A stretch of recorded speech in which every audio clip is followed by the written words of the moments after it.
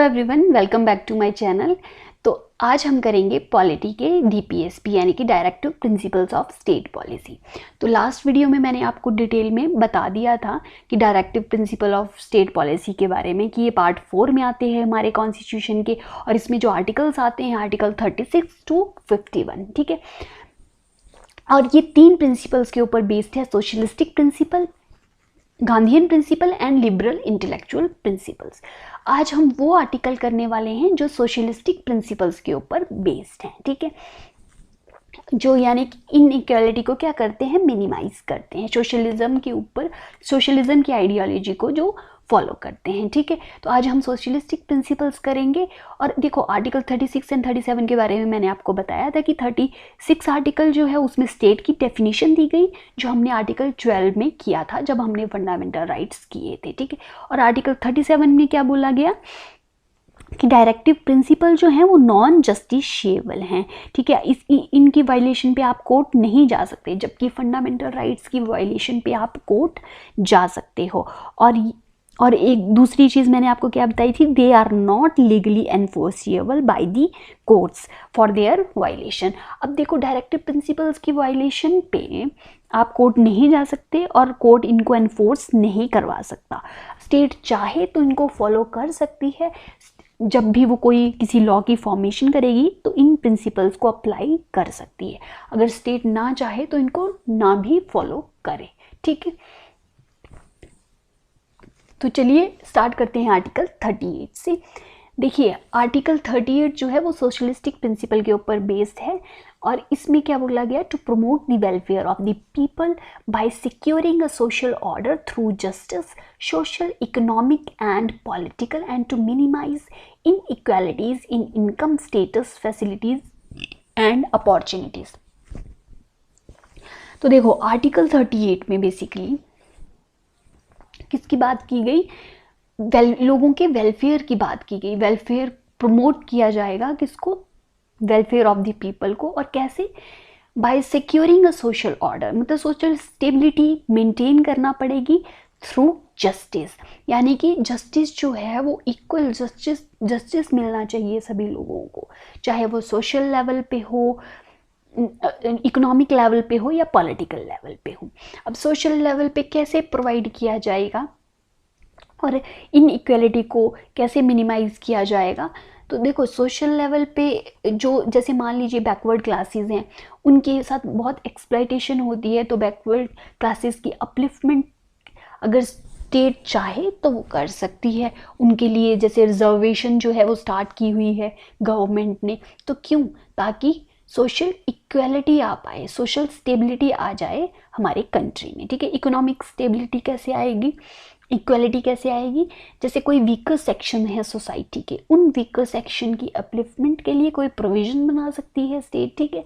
Political, यानी कि political level पे इक्वालिटी आ जाए, हर पर्सन को इक्वल वैल्यू मिले, ठीक है, और इस मिनिमाइज हो जाए इन इक्वालिटीज, ठीक है।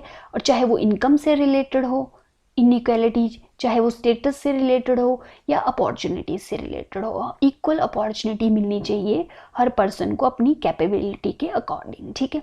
तो आपने आर्टिकल 38 में सिर्फ इतना याद रखना है कि इसमें वेलफेयर की बात की गई और सोशल, मतलब लोगों की सिक्योरिटी की बात की गई, और इक्वालिटी किस लेवल पे इक्वालिटी आनी चाहिए, social, economic and political level पे, ठीक है।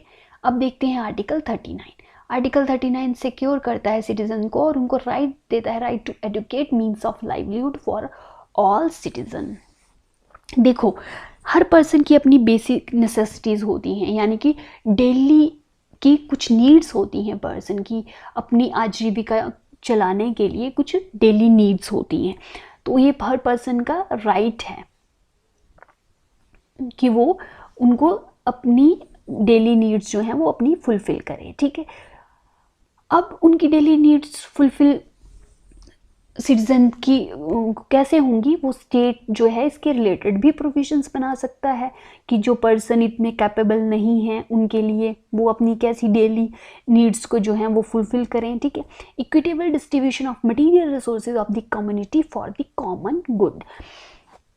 जितने भी मटेरियल रिसोर्सेज हैं तो उनका इक्विटेबल डिस्ट्रीब्यूशन होना चाहिए, हर एक कम्युनिटी में इक्वल डिस्ट्रीब्यूशन होना चाहिए। अब देखो इक्वल डिस्ट्रीब्यूशन नहीं होगा तो इनइक्वालिटी आएगी, तो इक्वल डिस्ट्रीब्यूशन होना चाहिए। Prevention of concentration of wealth and means of production. ऐसा नहीं है कोई एक पर्सन बहुत ज़्यादा रिच हो रहा है और कोई पर्सन जो है वो बहुत ही ज़्यादा पुअर हो रहा है, तो एक स्टेबिलिटी को मेंटेन करने के लिए आपको कॉन्सेंट्रेशन ऑफ वेल्थ को प्रिवेंट करना पड़ेगा, ठीक है। Equal pay for equal work for man and women. अब ऐसा नहीं हो सकता कि एक ही काम के लिए अलग अलग पेमेंट की जाए। स्टेट जो है इस बात का ध्यान रखेगी कि इक्वल पे ही इक्वल वर्क के लिए प्रोवाइड की जाए, चाहे वो मैन हो या वुमेन हो।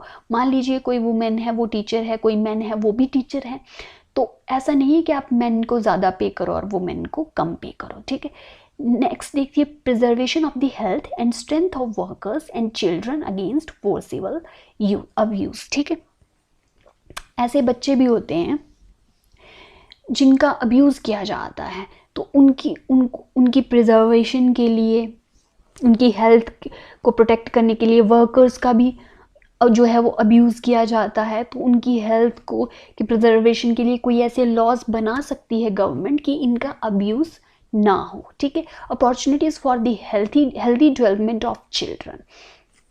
देखो हर बच्चे का ये राइट है कि उनकी हेल्दी डेवलपमेंट हो, तो हेल्दी डेवलपमेंट के लिए गवर्नमेंट, बच्चों की हेल्दी डेवलपमेंट के लिए गवर्नमेंट क्या कर सकती है। देखो गवर्नमेंट ने चाइल्ड डेवलपमेंट सर्विस प्रोग्राम भी स्टार्ट किए हैं, जिसके अंदर आंगनबाड़ी की फॉर्मेशन की गई। रूरल लेवल पे बच्चों को क्या, उनको उनकी हेल्थ ठीक हो, उनकी प्रॉपर डेवलपमेंट हो सके, तो आंगनबाड़ी की फॉर्मेशन की गई, जहाँ पे उनको फूड भी प्रोवाइड किया जाता है। स्कूल में बच्चों को जो है गवर्नमेंट स्कूल में फूड प्रोवाइड किया जाता है। जैसे मिड डे मील स्टार्ट किए थे वो क्यों, ताकि बच्चे की हेल्दी डेवलपमेंट हो सके। तो ये सारी चीज़ें बताई गई आर्टिकल 39 में। अब आर्टिकल 39A हम देखते हैं। देखो ये जो आर्टिकल 39A है, इसमें आप एक चीज़ याद रखिए कि जब भी किसी आर्टिकल के साथ कैपिटल अल्फ़ाबेट लग जाता है या ABCD जो भी, जैसे इसमें 39A लगा है, तो यानी कि ये पहले से जो है वो हमारे कॉन्स्टिट्यूशन में प्रेजेंट नहीं था ये आर्टिकल, ठीक है। ये आर्टिकल 39A जो है वो कॉन्स्टिट्यूशनल अमेंडमेंट के थ्रू ऐड किया गया, और 42nd कॉन्स्टिट्यूशनल अमेंडमेंट आई थी 1976 में, जिसमें इस आर्टिकल को ऐड किया गया, आर्टिकल 39A। और इसमें क्या बोला गया, to promote equal justice and free legal aid to the poor. इसमें इक्वल जस्टिस को प्रमोट किया गया, प्रमोट करने की बात की गई।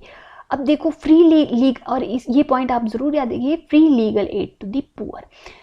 स्टेट जो है वो फ्री लीगल एड जो है पुअर लोगों को प्रोवाइड कर सकती है। अब इसका एग्जांपल मैं आपको बताती हूँ। मान लीजिए कोई पर्सन है, उसका केस है कोर्ट में, ठीक है, और वो पुअर पर्सन है, तो वो इतना अच्छा लॉयर हायर नहीं कर पाएगा, और जो रिच पर्सन है वो काफ़ी ज़्यादा पैसे देके जो है वो लॉयर को हायर कर सकता है। तो गवर्नमेंट जो है उस पुअर पर्सन को फ्री लीगल एड प्रोवाइड कर सकती है, उसको फ्री में लॉयर भी प्रोवाइड कर सकती है स्टेट, ठीक है। अब देखिए आर्टिकल 41। आर्टिकल 41 में बात की गई, in cases of unemployment, old age, sickness and disablement, secure citizen right to work, right to education and right to public assistance.